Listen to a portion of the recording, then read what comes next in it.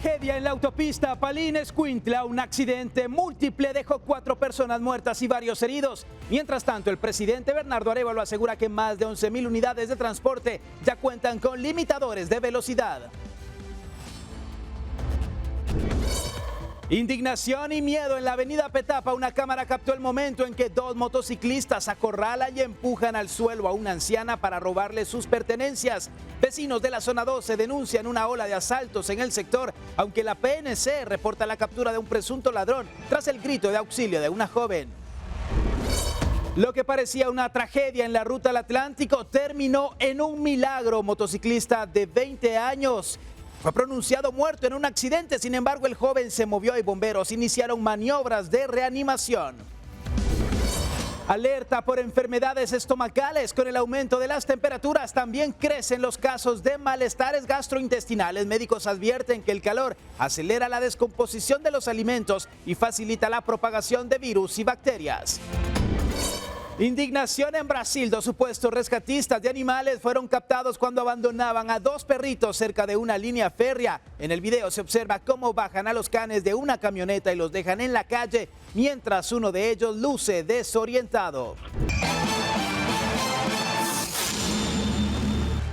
Lunes 16 de marzo, muy buenas noches, bienvenidos a Impacto Directo, un gusto estar con usted a través de Guatevisión. Soy Alexis Ponce, todo el equipo preparado para llevarle en este recorrido informativo. Doy la bienvenida a los panelistas que nos acompañan: Roxana Sánchez, periodista; Jorge Granados, médico, abogado y experto en criminología; Germán Galindo, internacionalista; y Omar Sosa, fundador de la campaña Guatemala Vive con Valores. Y hablemos de esta noticia que desde el fin de semana nos ha dejado imágenes sumamente impactantes. Es el trágico accidente de tránsito registrado en el kilómetro 53 de la autopista Palín-Escuintla, que ha dejado 4 personas fallecidas y varios heridos. Según el balance más reciente de Cuerpos de Socorro, el percance ocurrió la mañana del sábado 14 de marzo y se trató de una colisión múltiple que involucró 7 vehículos, entre ellos 4 camiones de transporte pesado, 2 automóviles particulares y una motocicleta. 3 personas murieron en el lugar del impacto, mientras que una mujer identificada como Rosa Elvira Gómez falleció horas después en el Hospital Nacional de Escuintla debido a la gravedad de sus lesiones. Entre los heridos trasladados a centros asistenciales figuran varios adultos y un bebé de apenas 11 meses, quien recibe atención médica bajo observación. Bueno, una situación sin lugar a dudas compleja la que se ha vivido en estas últimas horas relacionada a los accidentes, y hay que hablar que siguen en aumento en Guatemala y se han convertido en una de las principales emergencias. Entre los vehículos involucrados en este tipo de percances figura el transporte pesado, tanto de carga como de pasajeros, y estos hechos han dejado personas fallecidas y decenas de heridos. Como le decíamos antes a los señores de transporte, lo que va a pasar es que lo más sagrado vamos a perder, y eso pasó. Entonces mi abuela, ella va a ser un vacío que va a quedar aquí, que yo creo que ya no lo podemos recuperar, lamentablemente. Pero él es el nieto de Antonia Reyes, una de las 4 víctimas del busazo ocurrido en Amatitlán el pasado 5 de marzo. Lamentablemente, no fueron las últimas muertes relacionadas con accidentes de tránsito del transporte colectivo y pesado, pues estas han continuado en el país. De acuerdo con datos del Observatorio Nacional de Seguridad del Tránsito de la Policía Nacional Civil, entre el 1 de enero y el 15 de marzo de 2026 se han registrado 1.980 hechos de tránsito, cifra superior a los 1.644 casos reportados en el mismo periodo de 2025, lo que representa un incremento del 20.4%. El aumento también se refleja en las víctimas. En lo que va del año, 532 personas han fallecido, un incremento del 7%, y 2.070 han resultado lesionadas. Las cifras superan las del año pasado, cuando para ese mismo periodo se contabilizaban 495 muertos y 1.810 heridos. De esto vamos a enfocarnos en el transporte de carga o el transporte de pasajeros. En lo que va del año del 1 de enero al 15 de marzo tenemos un registro de 244 vehículos de transporte pesado involucrados en hechos de tránsito, 34 fallecidos y 46 lesionados. Recordemos que continúan los hechos de tránsito siendo la segunda causa de muerte violenta en nuestro país, ya acá el tema con el transporte pesado, con el transporte colectivo es la carga. El exceso de velocidad más la carga hace que el conductor tenga pocas probabilidades para frenar y sea mucho más fácil derrapar o sufrir un hecho de tránsito de grandes proporciones o hechos de tránsito aparatosos. En cuanto al tipo de accidentes, las colisiones encabezan los registros con 1.120 casos, equivalentes al 57% del total. Le siguen los atropellados con 437 hechos, es decir, el 22%, las caídas de motoristas un 14% y los choques con 106 incidentes. También se reportan vuelcos y salidas de pista en menor proporción. Las motocicletas continúan siendo el vehículo más involucrado en hechos de tránsito con 1.621 casos, seguidas por automóviles, pick-ups y camionetas. Ante este panorama, expertos y autoridades reiteran el llamado a fortalecer los controles en carreteras y promover la educación vial, con el objetivo de reducir una problemática que continúa cobrando vidas en las rutas. Otro de los aspectos o factores de riesgo, aparte de la carga, la velocidad, el no hacer los descansos o no dormir lo suficiente por parte de los conductores, el no revisar el estado de las llantas del vehículo de transporte de carga o de pasajeros antes de salir. Es muy importante la revisión mecánica, no solo una revisión superficial, sino a nivel servicio mayor, servicio menor, que todo funcione de la mejor manera para evitar que se dé este tipo de situaciones. Y esto le sumamos el exceso de velocidad y también muchas veces la inexperiencia o las imprudencias, porque son decisiones al final, el conducirme a excesiva velocidad. El 90% de los hechos de tránsito se pueden prevenir porque son decisiones. Las autoridades de la PNC de Tránsito también indican que han interpuesto más multas por infracciones como parte de los controles en carreteras y advierten que muchas de las víctimas de accidentes de tránsito se encuentran entre los 15 y 25 años de edad. Con imágenes de Moisés Sheck, reportó Andrea Domínguez. Como le decíamos, Bernardo Arévalo ha informado que el transporte pesado en Guatemala ya cuenta con el sistema limitador de velocidad, una medida obligatoria que busca reducir los accidentes en carreteras. Esta normativa entró en vigor, recordará, el pasado 2 de marzo y el Ejecutivo continúa supervisando su implementación. Según explicó el mandatario, la instalación del mecanismo es más sencilla en los vehículos que cuentan con sistemas electrónicos o computadora integrada, lo que facilita la adaptación del dispositivo. Tenemos al 13 de febrero 116 empresas han sido ya certificadas para implementar el sistema limitador de velocidad. Y hay 11.789 unidades de transporte pesado que ya cuentan con este mecanismo. 453 corresponden a transporte colectivo y 11.336 a transporte de carga. Y durante una reunión de jefes de bloque en el Congreso de la República, los diputados rechazaron escuchar a los representantes del sector transportista que buscaban una prórroga para implementar los limitadores de velocidad en las unidades. Algunos parlamentarios indicaron que no respaldarán una nueva ampliación del plazo al considerar que la normativa ya ha tenido suficiente tiempo para su implementación. El limitador de velocidad es un dispositivo que restringe electrónicamente la velocidad de los vehículos, generalmente hasta 80 kilómetros por hora, como parte de las medidas de seguridad vial para reducir accidentes. Según diputados, el cumplimiento de esta disposición corresponde al organismo ejecutivo encargado de emitir certificaciones y aplicar sanciones en caso de incumplimiento. Y bueno, hay que decir que a finales de febrero, muy amigos todos, abrazados, posando para la fotografía, diputados y transportistas, pero hoy esos diputados están rasgando las vestiduras, están hablando en el Congreso de la República hoy, en instancia de jefes de bloque. Todos decían, no va a haber prórroga, no vamos a permitir que hasta 2027, pero señores, ellos abrieron, Germán, a finales de febrero la puerta, y no es que los limitadores vayan a reducir los accidentes, claro, pero es un mecanismo que puede ayudar a todo este proceso. Sí, y en algo va a ayudar. Claramente en qué no sabría decirte, porque a 80 kilómetros por hora todavía puedes quitarle la vida a muchas personas con la carga que llevan ese tipo de vehículos. A ver, vamos a decir, si es mejor que hayan 11.000 ya con reductores de velocidad que no haya ninguno con reductores de velocidad, aunque el parque vehicular de transportes de carga pesada, la SAT lo contabiliza aproximadamente 4 o 5% del parque vehicular completo, que son 250, 300.000 vehículos de carga pesada, y estamos hablando que 11.000 ya tienen reductores de velocidad. Al resto, que como lo decía la nota, Muchos de ellos puede que no tengan incluso computadora el vehículo.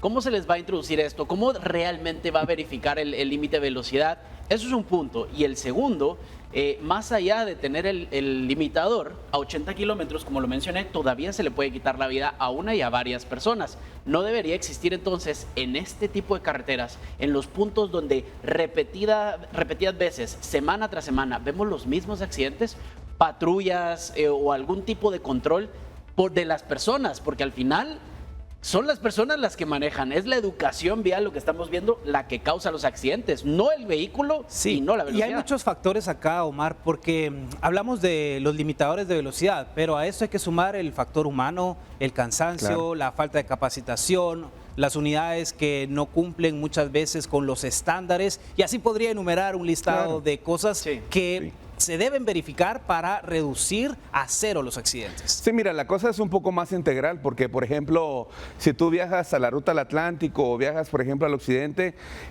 si analizas, hay muchos lugares donde los puntos de descanso para esos pilotos son prácticamente nulos. Yo conozco de muy buena fuente familiares que trabajan en el transporte pesado en la Unión Americana y me dicen, mira, fíjate que acá se lleva un libro electrónico, ¿verdad? Cada vez que se consulta el libro electrónico y si nos hemos pasado de las horas, pues nos mandan a descansar, si no viene el famoso ticket.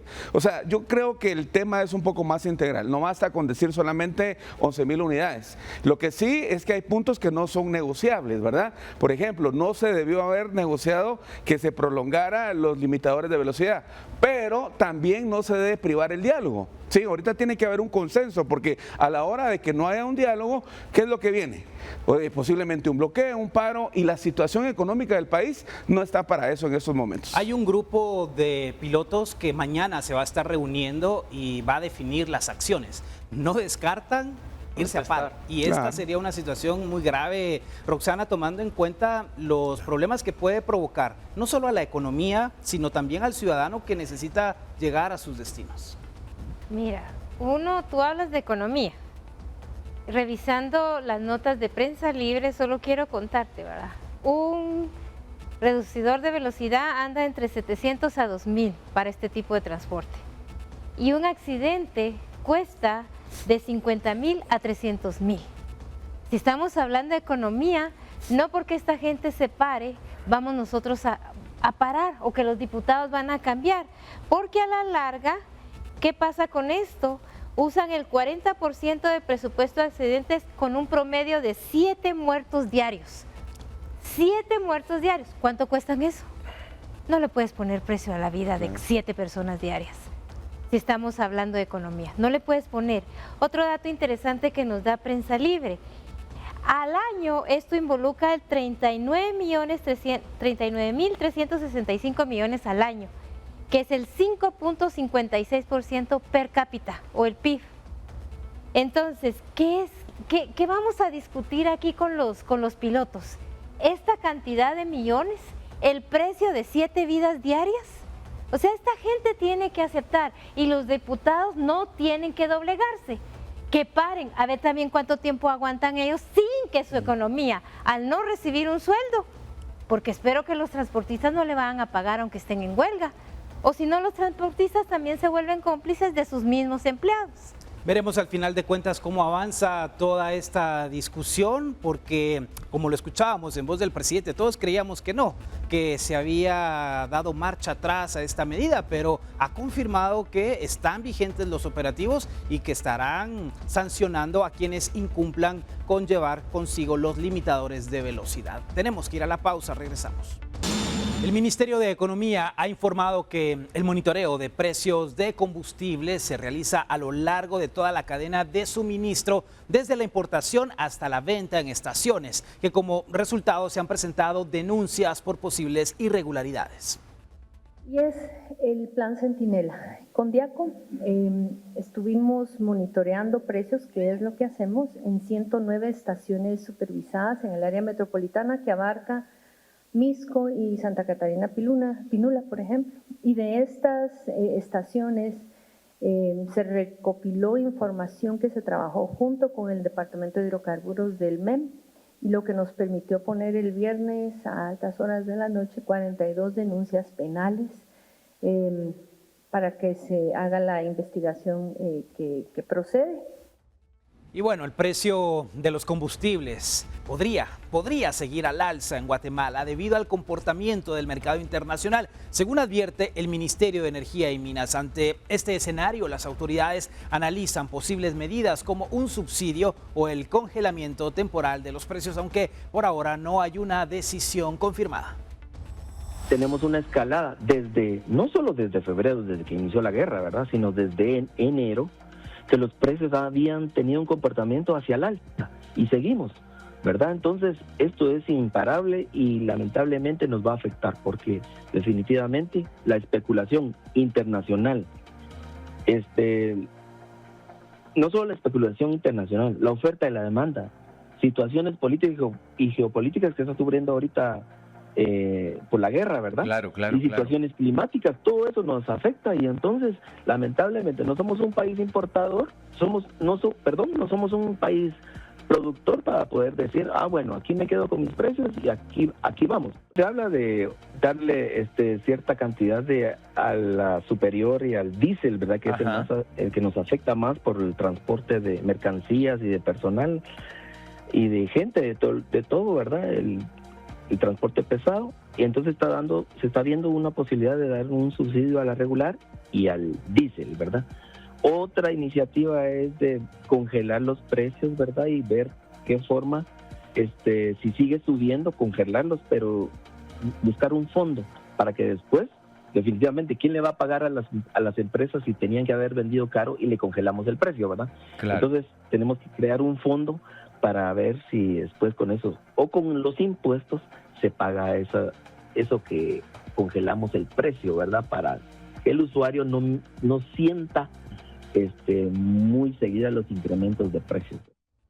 Bueno, en el pasado, en 2022, ya tuvimos un escenario similar, subsidio, Jorge, a los combustibles, gasolina y diésel. Se habla de congelación de precios, pero recordemos que no lo permite el mismo sistema, es un libre mercado, así que aquí sería dispararse al pie. Así es, ¿no? Y muchas veces cuando uno escucha detenidamente estas declaraciones, hasta cierto punto son algo irresponsables, porque son cosas que no se pueden llevar a cabo y de alguna manera le hacen creer al pueblo de que van a resolver el tema de que no haya una escalada en los precios. Para empezar, un escenario importante, Alexis, que la DIACO no debería estar haciendo supervisión solo bajo denuncia de que el consumidor note que haya un incremento, debería estar haciendo un plan operativo a nivel nacional, verificando, y todo el mundo tiene sus luces ahí, las gasolineras, exhibiendo ya los precios del diésel, que por supuesto ya están por demás en alza. Entonces debería haber un plan operativo a nivel nacional en los departamentos, especialmente donde más se maneja el transporte colectivo y pesado, para poder obviamente sancionar como en derecho corresponde, no solamente con denuncias penales, sino también las multas que deben poner la DIACO por este tema de especulación abusiva que hay respecto a esto, y que obviamente la guerra, entre más tiempo tarde, ojalá esperamos que se resuelva en menor tiempo, le va a permitir a los importadores seguir abusando de esto mientras alguien no le ponga un alto. Y esta situación obviamente que hemos escuchado desde Estados Unidos, el propio presidente hablando que los países aliados debiesen unirse en estos momentos y apoyar de una u otra manera para liberar el estrecho de Hormuz, precisamente por todo el impacto que está teniendo. Pero recordemos que Estados Unidos no depende directamente de esas importaciones de petróleo y esta es una de las situaciones. Tenemos que hablar ahora de la siguiente información porque una ancianita fue grabada forcejeando con dos ladrones. Vecinos de la zona 12 en Avenida Petapa se mantienen en alerta tras una serie de asaltos registrados entre las calles 50 y 51. Una de las cámaras de seguridad captó el momento en que dos hombres con casco que se movilizan en una motocicleta acorralan a una mujer de la tercera edad. Los sospechosos intentan arrebatarle sus objetos de valor y en medio del forcejeo la empujan y la lanzan al suelo antes de huir del lugar. En otro caso, un presunto asaltante fue arrestado por agentes de la Policía Nacional Civil en la Avenida Petapa, zona 12, luego de que una joven víctima de robo pidiera auxilio. Agentes realizaban recorridos como parte del plan Centinela Metropolitano, escucharon los gritos de la víctima y de inmediato intervinieron. En el lugar fue detenido Pablo, de 28 años, sospechoso de haber cometido un asalto minutos antes contra una mujer de 19 años. Los agentes le incautaron un teléfono celular que presuntamente había sido robado a la joven. Y no se vale, hay acciones que de verdad, el simple hecho de robar las pertenencias a otra persona no se vale, Germán, No. pero que sea una persona mayor, esa Sí, falta de y respeto. la forma en la que lo hizo. No, mira, aquí hay un personaje que se lleva el premio al cobarde del año. O sea, la persona más cobarde que he visto yo en los últimos meses, porque han habido bastantes para haber dicho eso. Yo creo que la verdad es que un personaje totalmente cobarde. Espero que se le devuelva 1000 veces más fuerte todo lo que hizo, porque empujar a una persona de la tercera mayor Claro, para robarle sus pertenencias de la forma en la que lo hizo, porque un golpe pudo haber acabado con la vida de esta persona. Esta persona probablemente no tiene madre, probablemente no tiene hermana, probablemente no tiene ni abuela, porque lo que hizo no tiene nombre, no sé cómo describirlo. Es que realmente, ¿qué voy a decir? Sí, que lo agarren, pero ¿para qué? ¿Para que el sistema de justicia lo ponga en libertad después? ¿Para que opere desde las cárceles? Yo lo que prefiero es que le ocurra algo divinamente malvado, porque este personaje realmente se lleva Se el lo premio merece. al El cobarde karma, al del final año. de cuentas, Claro. va a El pasar cobarde la del factura. año. Y si se mueve en motocicleta, Sí. podríamos intuir que ahí va a tener... Claro. Motocicleta robada Hay también. personas que dicen, bueno, es que qué mala suerte, ¿verdad? Qué mala suerte la que he tenido. Y al final no es ni buena ni mala suerte, simplemente es la ley de la vida. Lo que uno siembra tarde o temprano lo va a recibir, y si no es con uno, una segunda o tercera o cuarta generación. Como dice Germán, ¿verdad? Realmente esto es vil, esto no se vale, porque todos hemos venido de una mujer que realmente merece respeto, y no digamos una persona de la tercera edad. Y siendo más jóvenes, con más fuerza, actuando con total ventaja, Roxana, es indescriptible este caso. No, yo apoyo lo que han dicho Germán y Omar. Y saben que a veces uno siempre repite ese dicho, que lo que se siembra se cosecha, y la cosecha siempre es más grande, ¿verdad? Yo puedo poner ahí, como hemos visto en nuestros campesinos, 3, 4 granitos de elote y sale una milpa. Así que si usted metió una patada a esta mujer, espérese cuando coseche su milpa y se coma sus propios elotes. Y lo que parecía una tragedia en la ruta al Atlántico terminó con una segunda oportunidad de vida. Un joven de 20 años resultó gravemente herido tras un percance de motocicleta en el kilómetro 4.5 de la ruta al Atlántico. Al llegar al lugar, bomberos municipales lo encontraron sin signos vitales. Incluso se le cubrió con el campo celeste que precisa el fallecimiento de la víctima. Pero algo sucedió. El joven se movió. Fue entonces cuando los socorristas iniciaron maniobras de reanimación cardiopulmonar. Tras más de 15 minutos de esfuerzo continuo, el paciente volvió a presentar signos vitales, por lo que fue trasladado de emergencia al Hospital General San Juan de Dios. El joven ingresó en estado delicado. Y sí, se dice que es un milagro de vida y todo, pero hay una explicación científica a lo que ahí ocurrió, Jorge, y me gustaría que nos explicaras, más allá de las creencias divinas, claro, y de hablar de milagros, ¿qué fue lo que aquí sucedió? Sí, primero, pues los bomberos en algo son especialistas en determinar signos vitales: frecuencia cardíaca, frecuencia respiratoria, presión arterial, si la persona está respirando. O sea, vemos tantos hechos armados y tantos hechos de tránsito que en algo son expertos en determinar que una persona está fallecida. En estos casos, la hipótesis que se puede dar es que cuando hay un dolor muy extremo, Alexis, existe lo que se llama el reflejo vagovagal. Repito, reflejo vagovagal. Esto que implica que cuando un dolor es tan intenso, el cerebro funciona como que fuera una caja de interruptores, se desconecta y puede provocar transitoriamente una pérdida de los signos vitales. No es una muerte súbita, o sea, no es una muerte confirmada, pero sí puede, como un mecanismo de defensa a las lesiones provocadas en el cuerpo, detenerse la frecuencia cardíaca y respiratoria. A ver, Jorge, brevemente te voy a interrumpir. Es como en casa, cuando hay una sobrecarga de corriente y se baja el flipón, eso ocurre en nuestro cuerpo. Así es. De hecho, muchas personas cuando tienen un dolor muy extremo, lo primero que pasa es que se desmayan. Eso de desmayarse es un mecanismo de defensa del cuerpo para evitar tanto dolor. O sea, de verdad, nos entramos en inconsciencia. Es posible que cuando hayan llegado los paramédicos de los bomberos municipales hayan encontrado que no tenía signos vitales, o hayan sido por ejemplo, frecuencia cardíaca, digamos, de 10 latidos cada minuto, posiblemente ya no la determinaron. La frecuencia cardíaca lo normal es de 60 a 70 latidos por minuto, pero una frecuencia de 10 latidos por minuto es demasiado lenta, es poc. De repente tardaron, o de repente no la lograron determinar, o de repente se entró en parada cardiorrespiratoria, y por un asunto eminentemente fisiológico el cuerpo libera adrenalina, noradrenalina, y ese reflejo vagovagal que estoy indicando puede hacer que la persona revierta ese estado de muerte transitoria que puede tener. Pero igual, Pero, bueno, hablamos de las secuelas, porque Sí. seguramente llevó... Neurológicamente puede haber alguna secuela. Sí. Eso es importante, pero no solo me extiendo en esto. A él habría que hacerle electroencefalograma, resonancia magnética nuclear, cerebral, para establecer que no haya tenido un daño neurológico el tiempo que no llegó oxígeno a su cerebro. Perdón, Roxy. No, pero miren, aunque uno quiera decir que aquí no hubo un milagro, sí hubo un milagro. El tipo está vivo, a pesar de ese accidente tan grande, ¿verdad? O sea, sí, que volvió a la vida, que se murió, que vio la luz al final del túnel y todo eso que se dice, al final es un milagro que esté vivo. Y el único que tiene el poder de quitar y dar la vida es Dios.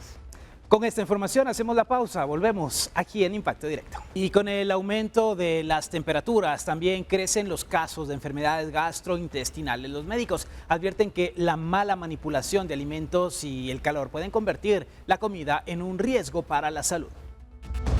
Las consultas por malestares estomacales han comenzado a incrementar en los centros de salud. Especialistas señalan que durante esta época, las temperaturas altas favorecen la descomposición de los alimentos y la proliferación de virus y bacterias. En esta época, especialmente si estamos hablando de la época de verano, yo le diría que nosotros pues ya empezamos a tener cierta demanda, especialmente de personas con enfermedades gastrointestinales, enfermedades respiratorias, que aunque siempre son de las que más demandan, pues tienden a incrementarse especialmente las enfermedades gastrointestinales. Dolor de estómago, náusea, diarrea, son algunos de los síntomas que se están incrementando en esta temporada. El doctor Leonel Palomino nos explica por qué.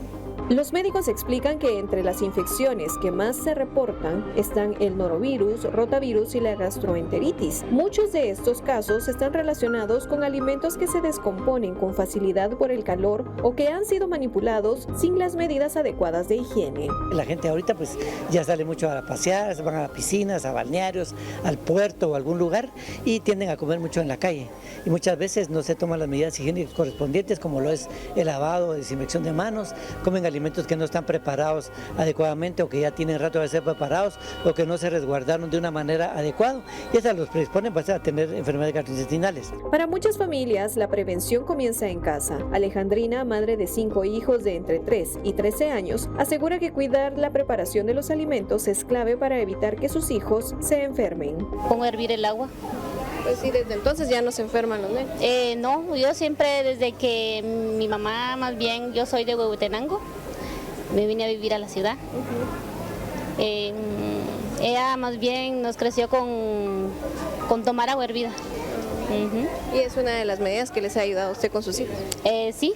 Ajá, correcto, lavar bien la comida, las verduras. Los especialistas también advierten que consumir comida en la calle o recalentar alimentos que han permanecido mucho tiempo a temperatura ambiente puede provocar infecciones gastrointestinales y en casos más graves, deshidratación. Lo primero es lavarse las manos.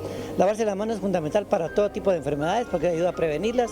La segunda es realmente tratar de consumir alimentos que sean adecuados para la edad de los niños, especialmente, que estén higiénicamente preparados, que sean mejor si son preparados del día o del momento, ¿verdad? Y que los niños los ingieran de una manera pues adecuada y que realmente a la hora de conservarlos, tener que guardarlos porque se conserven en una refrigeradora, en un ambiente adecuado, pues que los dejan al calor, pues esos tienden a descomponerse. Con imágenes de Esvin García para Impacto Directo, Maybol Saucedo. La higiene, el lavado de manos constante, Omar, no debiese de ser un tema de discusión. Es parte de un principio de los seres humanos, claro. Exactamente, sentido común, el tener higiene. Lamentablemente hay que hablar de que en nuestra sociedad, en nuestro país, muchas personas hoy carecen de ese servicio de agua potable y esto provoca que las enfermedades aumenten. Correcto. Sí, mira, es parte de esos buenos hábitos que nosotros tenemos que mantener siempre, no necesariamente en una pandemia, pero mira, me llama la atención porque dicen, reconocemos que por la temporada hay alimentos que se descomponen, que la gente compra comida en la calle, pero entonces también el Ministerio de Salud y Asistencia Social tendría que tener las medidas de prevención, ¿verdad? Porque está lo que se conoce como la buena manipulación de los alimentos, entonces deberían de tener ciertas campañas para que estas personas puedan ser asesoradas y evitar, pero al final la prevención comienza en casa y comienza cuando uno con su poder de decisión y compra sabe dónde dejar su dinero. Incluso las tarjetas de salud y todos esos documentos que se solicitan para una venta de comida, los venden. Sí, pero sabemos que también en ciertas comunidades no llega el monitoreo de salud. Claro, ni el monitoreo, ni los dispositivos, nada. Entonces, si bien es tarea, responsabilidad y trabajo del Ministerio de Salud con otros ministerios e instituciones, estoy seguro. Creo que yo me avalaría ahorita a la educación en casa porque empieza allí. Si al final no hay una venta limpia o sanitizada, pues hacer una denuncia o buscar una. Y si no, pues siempre hay formas de por lo menos hervir los alimentos o de limpiarlos, lavarlos antes de comérselos y enseñarle a nuestros hijos y a nuestros familiares, obviamente, a cómo mantener limpias las manos, la casa incluso, porque a veces cuando la casa está sucia también pueden haber enfermedades. Al final todo esto es muy importante, sobre todo con los niños que pueden sufrir más y los adultos mayores. Cierto, y bueno, hay que decir que los alimentos que se consumen en la calle son realmente deliciosos, pero debemos de ser precavidos y que no nos gane el hambre o la ansiedad para no enfermarnos, Roxana. Sí, no, y que estas personas, para no perder su negocio, donde se ganan honradamente la vida, me sorprendió este sábado. Yo pasé en el mercado y ya empecé a ver que están usando guantes. Eso es una buena señal. La gente que quiere tener su negocio, que la clientela llegue y no diga, ahí fue donde me enfermé y ya no vuelvo a ir. Están cuidando eso, ¿verdad? Y otra cosa, probablemente usted carezca de agua, pero recuerde cuando fue la pandemia o epidemia del cólera, ¿verdad? Un buen guacal, un buen baño de agua y recuerde, 3 gotitas de cloro por 1 galón. Entonces eso le puede a usted salvar la vida, ¿verdad? Le puede evitar cólera, las bacterias, ¿cómo se llama? Helicobacter, ¿verdad? Esa serie de cosas tan sencillas. 1 galón de agua, 3 gotas de cloro, mire. Y las bolsitas de cloro no son tan caras y usted puede limpiar. Populino, ¿no? Exacto, el populino, gracias. Porque es cierto que los guantes reducen la contaminación en los alimentos. Sí. Fíjate, Alexis, que tú mencionaste algo. Más que los guantes es que no tenemos agua potable en la ciudad, ni en la República. Pero los guantes los tendría que estar descartando en cada, porque si uso el mismo guante, a eso iba. El guante tendría que descartarse por cada tiempo, por cada comida, cada menú, cada comida servida. Y date cuenta de algo, en todos los restaurantes, y no digo marcas por no meterme a problemas, pero en ninguno no, de las marcas factura ya es muy grande. No usan guantes, solo hay una donde usan guantes. De ahí todas las demás con la mano, pero con la mano pelada te sirven la carne, la hamburguesa. Entonces, de alguna manera también, ni siquiera las empresas transnacionales son obligadas, como mencionaban mis colegas aquí, a cumplir con los protocolos de higiene y obviamente de venta de comida. Si no lo hacen las ventas de comida, que son multinacionales y que son de cadena, no digamos en el mercado. Sucede, Jorge, porque, a ver, nosotros nos lavamos las manos y decimos, ya están limpias mis manos, pero en las uñas todavía quedan residuos de bacterias, es más, y si las personas no tienen dónde ir a defecar o a orinar, ¿cómo hacen para limpiarse y después volverse a seguir preparando Yo no tengo alimentos? nada, a mí me encantan las uñas largas, en las mujeres obviamente, pero ahí, Jorge, también hay un poco de contaminación, si en este caso son las mujeres las que cocinan, aunque hay hombres que cocinan y también tienen las uñas largas. Y muchas veces las que usan estas uñas acrílicas, ¿verdad? Que permite la formación de hongos y que haya más formación de bacterias y virus por debajo de las uñas. Entonces, eso predispone que haya una contaminación más evidente ante los alimentos y un riesgo obviamente de una infección intestinal y gastrointestinal. Entonces sería varios elementos: la ausencia de agua potable, la ausencia de buenos hábitos higiénicos, y tercero, el no usar guantes, no utilizar una mascarilla. Es que vender alimentos no es cualquier cosa, Alexis. También hay gente que la redecilla en el cabello. Para evitar que caigan los cabellos encima de la comida. Bueno, en tu caso ya no. En mi caso ya no es caso perdido. Bueno, vamos a la pausa y regresamos aquí en Impacto Directo. Bueno, y hoy aquí en el set de Impacto Directo tenemos a nuestros campeones nacionales de atletismo, Omar Sosa y Germán Galindo. Ellos se unieron a los más de 600 corredores que participaron en la segunda edición de la carrera En Movimiento por la Educación, una iniciativa de Prensa Libre y Guatevisión que reunió a familias, jóvenes y atletas con el objetivo de apoyar el acceso a información educativa de calidad para estudiantes en Guatemala.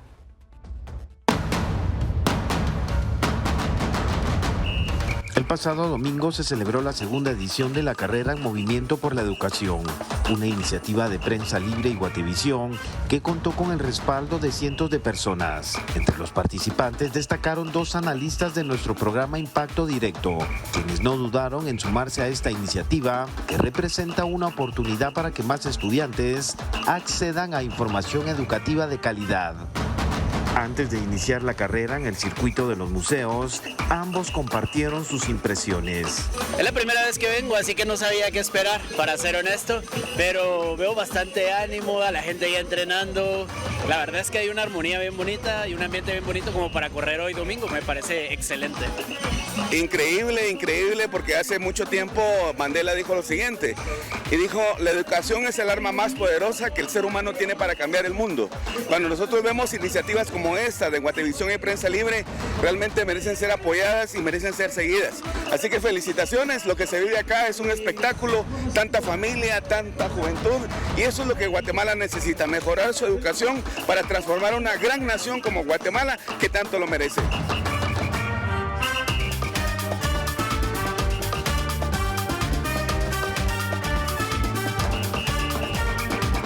Conforme pasaron los minutos, nuestros panelistas iniciaron el calentamiento previo que exige una carrera de 5 kilómetros. Cientos de participantes también aguardaban con entusiasmo el banderazo de salida para respaldar por segundo año consecutivo esta iniciativa de Prensa Libre y Guatevisión. Finalmente llegó el momento esperado, inició la carrera y tras aproximadamente 30 minutos de recorrido, estas fueron las reacciones de nuestros analistas.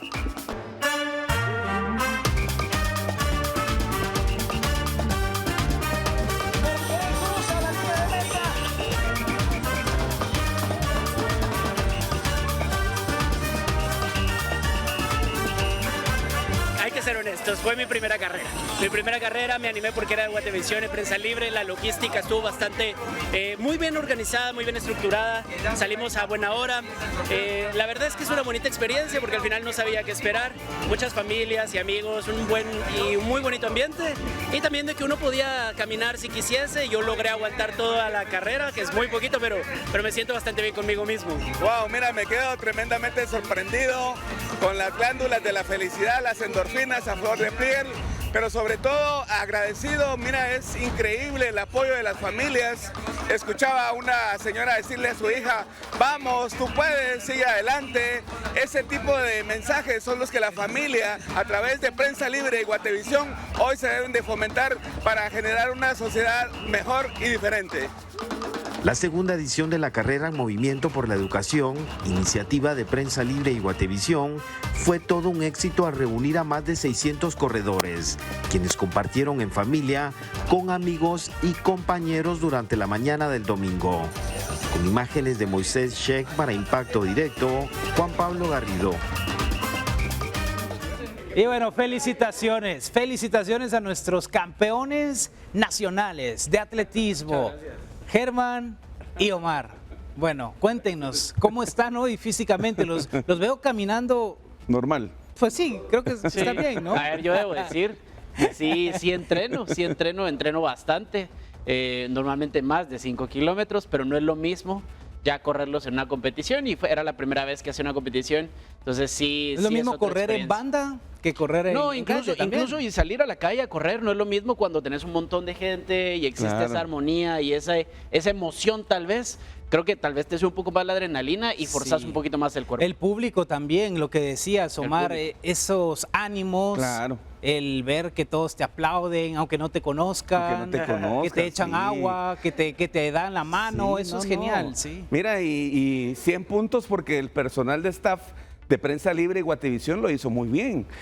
Había en ciertos lugares, por ejemplo, en el desnivel, donde estaba la subida, yo sentía que ya no podía y te decían, vamos, pero eso era adelante. El inicio, Omar. No, hombre, eso fue regreso. El inicio, vamos 100 metros, pero cuando regresabas, no puede ser que ya no pudieras.